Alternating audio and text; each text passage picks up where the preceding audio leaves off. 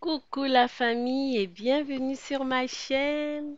Je reviens avec une nouvelle vidéo de la préparation du poisson de A à Z et également un mini ou minuscule retour de course. Allez, c'est parti pour la vidéo.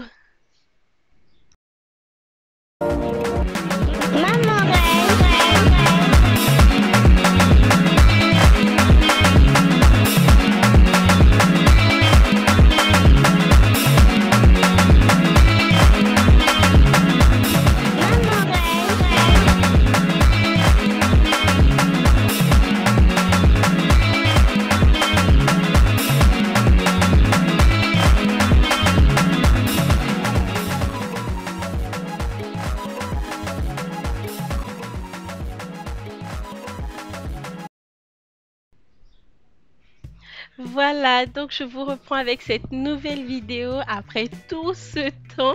Je vous assure que vous m'avez manqué, très sincèrement, vous m'avez manqué. Donc je vais vous partager une recette, qu'est-ce que je raconte? Une vidéo dans laquelle je vous partage comment je vais préparer un poisson du début à la fin en fait.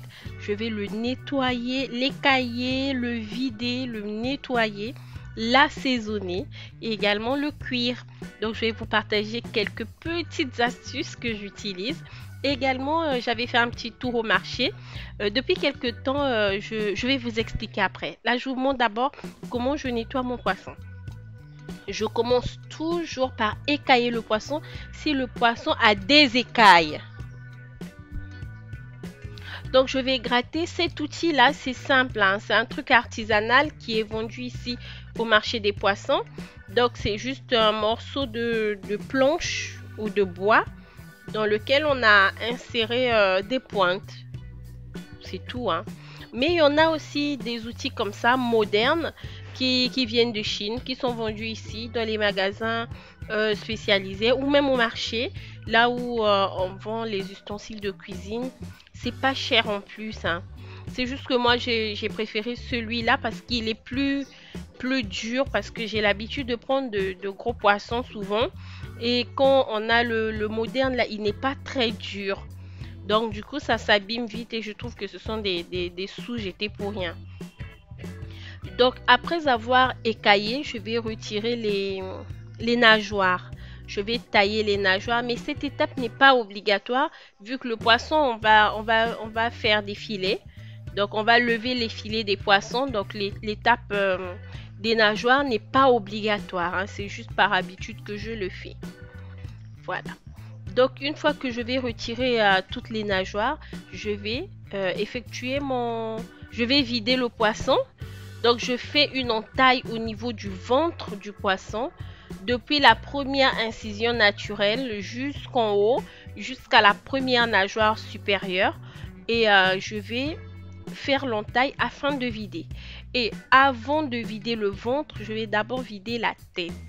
Donc, je vais, comme vous voyez sur l'image, je découpe à l'aide de la paire de ciseaux. Si vous n'avez pas de ciseaux, il n'y a pas de souci, vous pouvez utiliser un couteau. Donc je vais, une fois que je vais découper tout ce qui retient les branchies sur le poisson, je vais utiliser mes mains en formant un croc, comme les crocs d'un serpent en fait, avec les trois premiers doigts, donc le pouce, l'index et le majeur.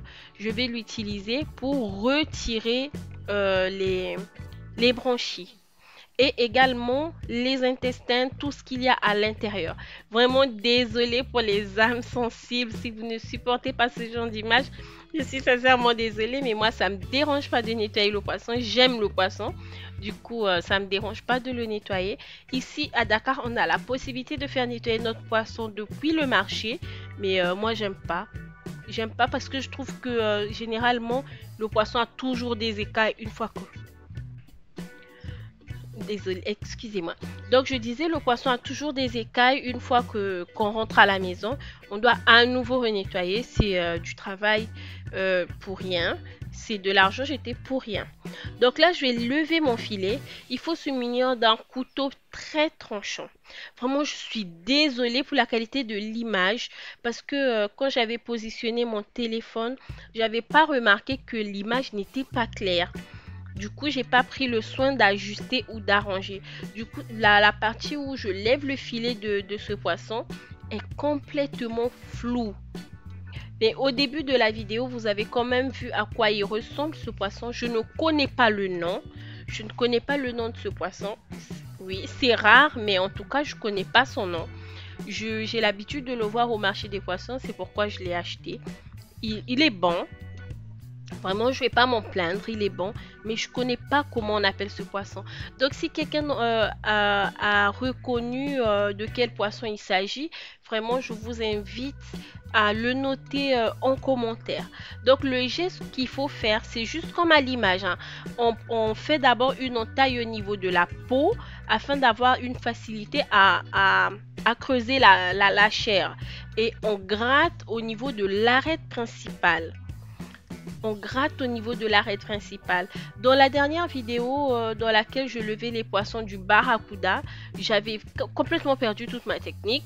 J'avais fait la technique pour lever le filet de lotte. À force de lever trop de filets de lotte, j'ai levé le filet du barracuda comme si c'était un poisson lotte, alors que c'est comme ça là que je devais le lever. Mais en tout cas, ce qui est fait, je ne regrette pas. C'est juste que faut pas toujours faire les mêmes choses. À trop faire les choses à la chaîne, on en oublie certaines notions. Donc je vais gratter au niveau de l'arête, vraiment au niveau de l'arête, pour séparer la chair de l'arête principale. Et juste avec la pointe de mon couteau, hein. Maintenant, quand on arrive au bout, on pousse comme je fais sur l'image là. Je sais pas comment expliquer ça. Et après, on retire simplement le morceau qu'on a retiré du poisson. Désolée, j'ai pas les termes, j'ai pas les mots, j'ai perdu l'habitude. Vraiment, je bégaye. Même pour me filmer, j'avais un peu de mal. Je suis restée, je pense, trop longtemps sans filmer. Si vous voulez savoir pourquoi je suis restée tout ce temps sans publier de vidéo, n'hésitez pas à me poser la question en commentaire. Voilà, donc là on voit bien le premier morceau que j'ai pu retirer et on va refaire l'exercice dans l'autre sens. Donc de l'autre côté du poisson, on retourne juste le poisson et on recommence en fait. Voilà, donc si ce genre de vidéo vous intéresse, n'hésitez pas à vous abonner et à activer la petite cloche de notification. Et également à laisser un petit like pour me dire que pour montrer à YouTube que ma vidéo suscite quand même de l'intérêt. Et également à laisser un commentaire, me dire ce que vous en avez pensé. Est-ce que vous avez réessayé aussi chez vous et que vous avez levé de très beaux filets. Également laisser un petit commentaire et partager aussi, ça pourrait intéresser quelqu'un de votre entourage. N'hésitez pas à partager dans vos groupes WhatsApp et tout ça. Et puis, je voulais aussi profiter de l'occasion pour dire merci à tous les nouveaux abonnés. Je suis en train de vous voir arriver malgré que je ne publie plus de vidéos. Je vois que les gens continuent à s'abonner.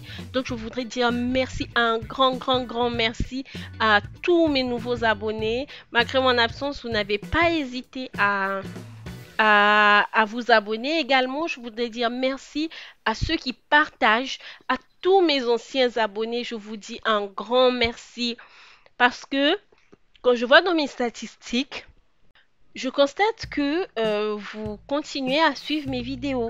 Peut-être il n'y en a pas beaucoup. Ceux qui suivent mes vidéos, c'est plus des non-abonnés. Mais quand même, il y a certains abonnés qui continuent à suivre mes vidéos.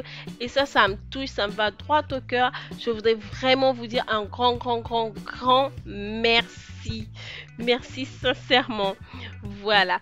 Donc, en tout cas, continuez à faire ce que vous faites. Laissez des commentaires, partagez, likez. Et abonnez-vous. Voilà. Et puis, n'hésitez pas aussi à me suivre sur Instagram. C'est le réseau sur lequel je poste des vidéos. Surtout, actuellement, je me relance. Donc, je suis déterminée à publier tous les jours. Parce que là-bas, en plus, je publie plus des statuts. Et il y a des choses que je publie sur Instagram que vous n'avez pas sur YouTube. Donc, n'hésitez surtout pas à me suivre sur Instagram. J'ai également un compte TikTok que je viens de relancer, s'il faut dire ça comme ça. Et donc sur TikTok également, vous aurez des vidéos très prochainement. Donc n'hésitez pas à me suivre également sur mon compte TikTok. Comment on dit encore? TikTok. Très bien. Donc une fois que j'ai levé les filets, je vais retirer les arêtes. Ça, c'est super, super, super important lorsqu'on veut servir un filet de poisson. Surtout quand on a des enfants, c'est beaucoup mieux de faire ça. Moi, très souvent, quand je fais des filets, c'est pour les enfants, mais également pour les adultes. Les adultes aussi mangent. Mais vraiment, la principale raison pour laquelle je fais ça, c'est surtout pour les enfants. Parce que ce n'est pas du tout agréable de manger du poisson avec des arêtes. Déjà pour un adulte, c'est pas agréable, mais pour un enfant, c'est pire parce que c'est dangereux en fait. Du coup, c'est pour ça que je lève les filets. Voilà, une fois que j'ai retiré les arêtes, si vous avez une pince à épiler que vous n'avez pas utilisée bien sûr, vous pouvez vous en servir pour retirer les arêtes du milieu en passant le doigt toujours dans le sens contraire des arêtes pour sentir s'il y a quelque chose qui pique, on retire avec une pince à épiler. Mais s'il n'y a pas de pince à épiler, il n'y a aucun souci. À l'aide de la pointe du couteau, on agrippe et on tire avec toute la force qu'on a. Et si ça ne part pas, on fait une petite incision pour retirer. Tout simplement, on coupe notre filet en deux et on retire la partie où il y a les arêtes. Parce que généralement, les arêtes, c'est toute une ligne comme ça. Ça ne va pas dans tous les sens. Sauf dans les aringues. C'est le seul poisson. Peut-être le rouget aussi. Je ne sais pas. Un jour, je vais lever le filet de rouget et je vais vous partager. Parce que ça fait très très très longtemps que j'ai pas mangé le rouget. Peut-être 7 ans par là. Ouais, ça doit faire peut-être 7 ans que j'ai pas mangé le rouget. Alors que c'est un poisson que j'aime beaucoup. Donc là, je vais également lever le filet du mulet. Le mulet. Le mulet, franchement, c'est pas du tout un bon poisson. Si vous préparez le mulet et que c'est pas bon, ne vous inquiétez pas. Ne vous en faites pas, ce n'est pas de votre faute. C'est l'un des poissons qui a le moins de goût qui puisse exister, le mulet. Donc pour le consommer, il faut mettre beaucoup d'épices, comme si on allait au combat quoi. Avec le mulet, il faut exagérer niveau épices. Il faut même mettre un peu de piment ou de gingembre si vous voulez.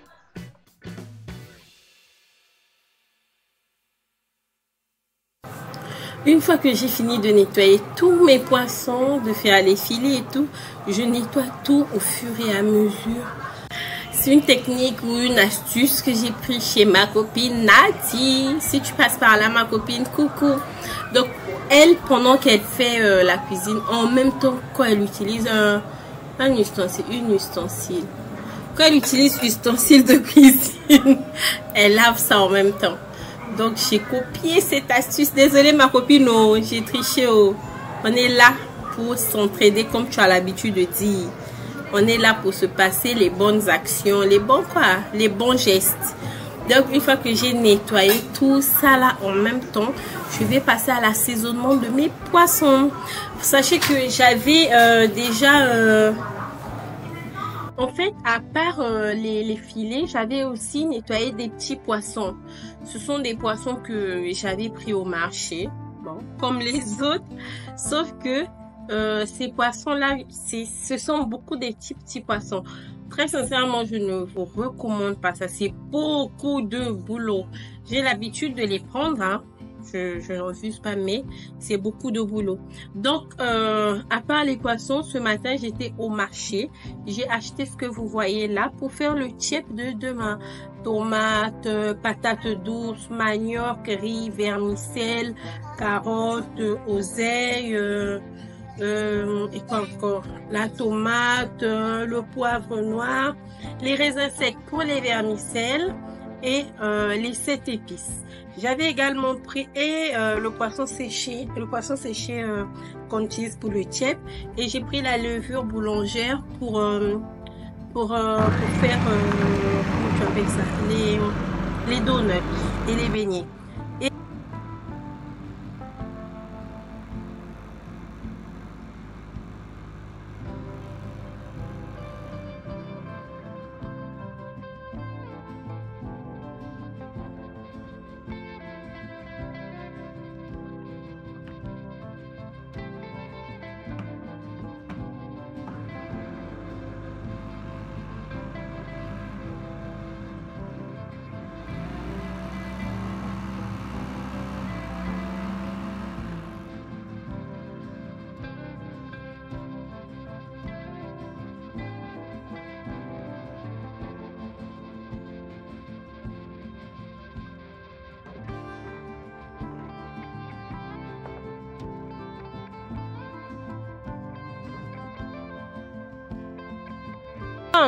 Je vais en profiter pour ranger mes courses que j'ai complétées là. Je vais ranger chaque article dans son bocal. Comme j'ai l'habitude de faire, les vermicelles, le riz, la farine, tout ce qui est sec, je mets dans des bocaux pour une meilleure conservation. Parce que j'achète très souvent en vrac et pour une meilleure conservation, c'est mieux de les mettre dans des pots en verre.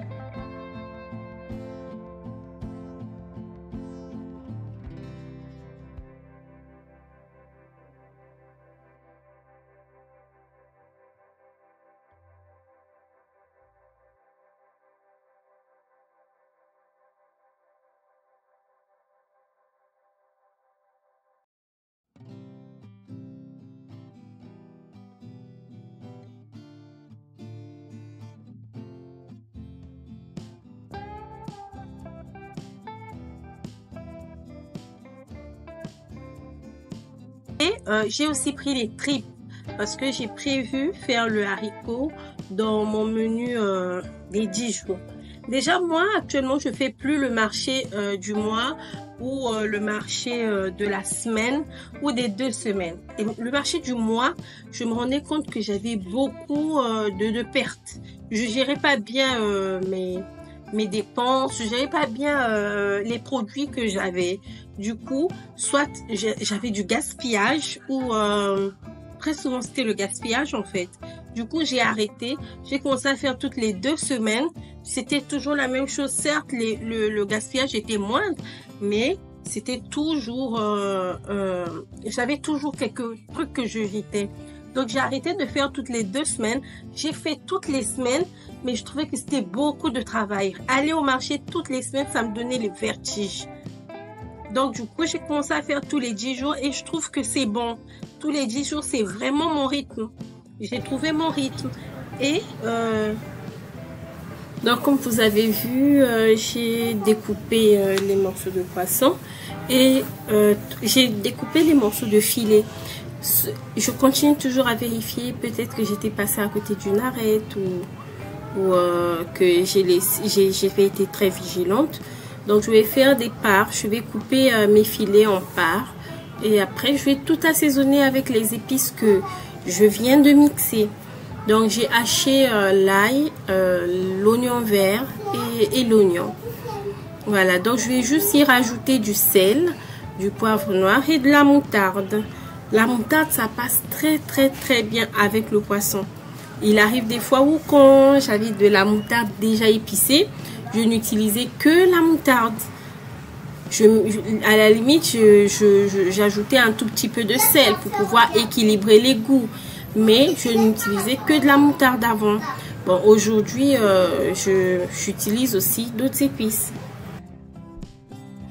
Pour celles qui vraiment ne peuvent pas se passer du cube, le poisson, surtout quand il est frais, il n'a pas besoin de cube.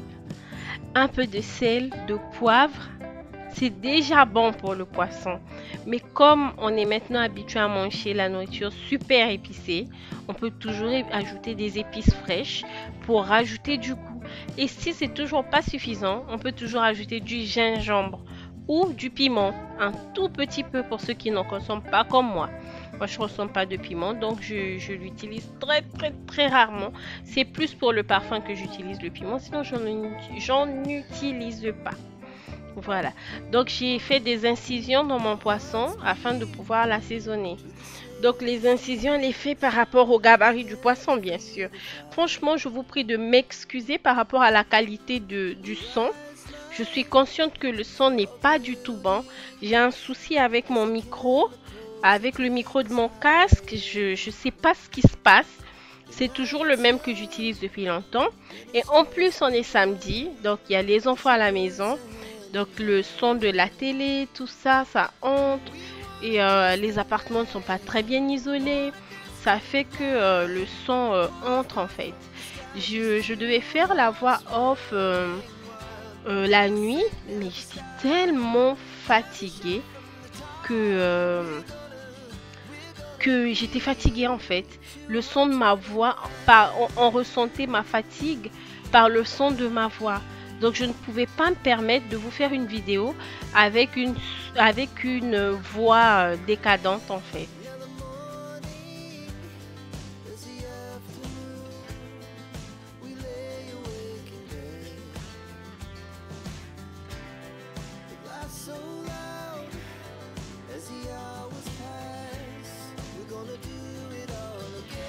Voilà, donc comme je vous ai dit, hein, une fois que je finis de mixer mes épices, que je fais les incisions dans le poisson ou sur le poisson, à l'obasoni, je sais pas.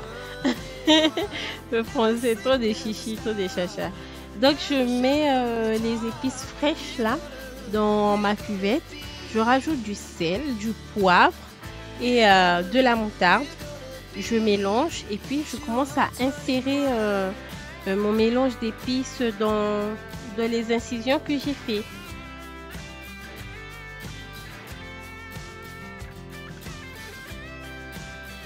Comme je vous ai dit tout à l'heure, hein, n'hésitez vraiment pas à vous abonner, à activer la petite cloche de notification. Si c'est la première fois que vous tombez sur ma chaîne, je suis Maman Reine, je suis congolaise, je suis une mère de famille et je réside à Dakar. Donc on est au Sénégal avec ma famille et sur cette chaîne, je vous partage notre vie en fait.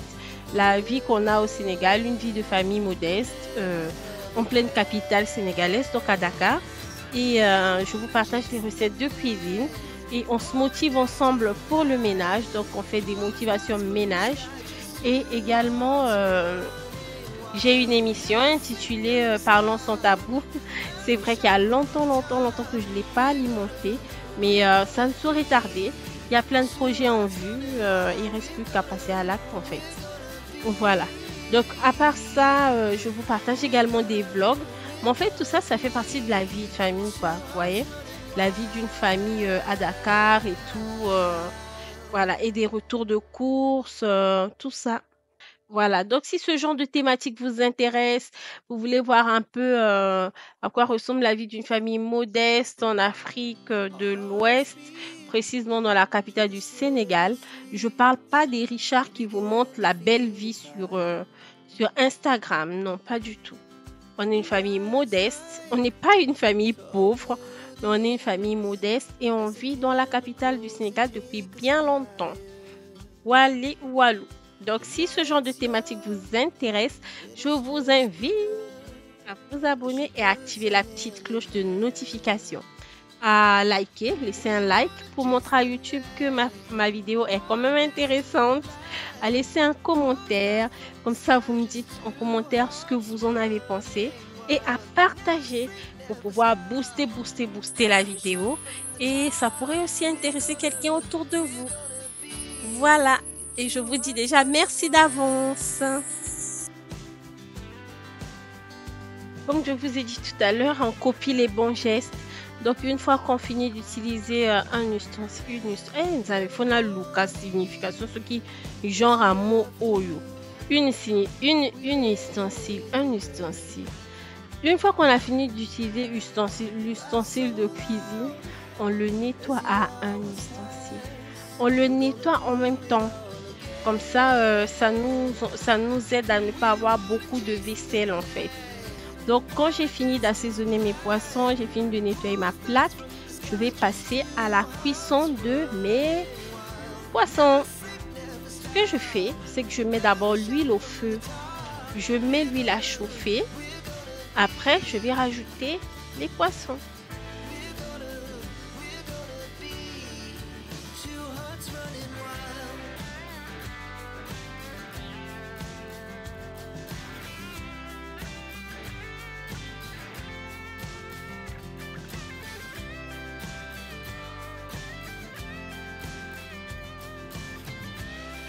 Quand j'ai assaisonné mes poissons, j'avais oublié de rajouter le citron. Vraiment, ça c'est l'astuce que mon oncle m'avait donnée. Tonton Mani, si tu passes par là, big up à toi.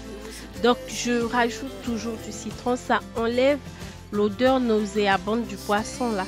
Ce comment on appelle solazei. Ça enlève le solazei. Moi, il y a beaucoup de mots vraiment. Le français. Non, les choses, il faut les pratiquer. Hein. Quand vous ne pratiquez pas une langue, elle vous fuit. Surtout la langue, elle vous fuit. Si vous ne la pratiquez pas, si vous ne l'utilisez pas. Donc voilà, on enlève l'odeur nauséabonde des poissons en versant un peu de citron. Donc là, ça c'est du jus de citron que j'ai versé. Désolée pour ma tenue, hein. Ça là c'est une tache d'eau. C'est pas la saleté, c'est une tache d'eau. Donc, je vais vous montrer comment je fais pour plonger mes poissons dans l'huile. Là, mon huile est chaude, mais on ne jette pas le poisson dans l'huile. J'ai remarqué qu'il y a des gens qui font le poisson frit, ils jettent le poisson dans l'huile. Comme ça, quand on jette le poisson dans l'huile, on multiplie les chances de se brûler en fait. L'huile chaude, c'est très très très dangereux. C'est très très très dangereux. Donc, la meilleure façon de frire le poisson, c'est de prendre le poisson, on dépose la première partie devant soi. Une fois qu'on a déposé la partie devant soi et ensuite, c'est de l'autre côté qu'on lâche le poisson. Donc, on dépose d'abord devant soi et au fur et à mesure, le poisson entre dans l'huile. C'est comme ça qu'on fait. Je dépose d'abord devant moi la première partie parce que le poisson a deux parties. Il y a le devant et le derrière. Donc, je dépose d'abord la partie devant moi et au fur et à mesure, j'allonge mon poisson dans l'huile.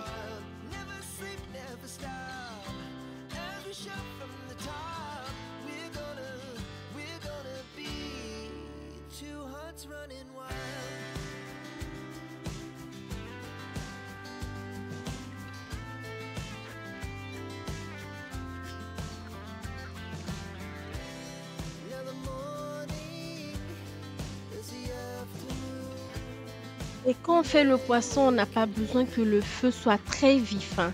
C'est, le mieux, c'est de mettre à feu doux. Moi, c'est parce que j'étais pressée. Du coup, comme le temps était déjà passé au moment où j'étais en train de frire le poisson, du coup, les gens avaient faim en fait. Les gens avaient faim. Donc, du coup, il fallait faire le poisson rapidement pour que les gens mangent. C'est pour ça que je suis allée rapidement, quoi. J'ai vite frit. Je sais même pas comment je vais expliquer ça. C'est pour ça. C'est pour ça que j'avais mis le feu vif. Et on peut remarquer que mes poissons sont assez bien cuits. Moi, le poisson, je l'aime cuit. Il est doux. Qu'on mâche bien la chair, c'est doux. On dirait du poisson braisé. Pourtant, c'est frit à la poêle. Mais bon, quand on est pressé, hein. Donc, comme toutes les mamans qui sont sur ma chaîne, vous savez qu'on n'est jamais seul à la cuisine. Il y a toujours un petit être pour nous coller. Donc là, la marmite que j'ai posée à côté sur ma gazinière, ce sont les légumes. J'ai fait les légumes à la façon du Congo. Mais malheureusement, j'ai pas filmé. J'ai oublié de filmer le final. Donc vraiment, cette vidéo, je vais pas la clôturer. Je suis sincèrement désolée. Ça va se terminer là, en fait. Ça va couper d'un coup. Parce que j'ai pas pris le temps de filmer la fin.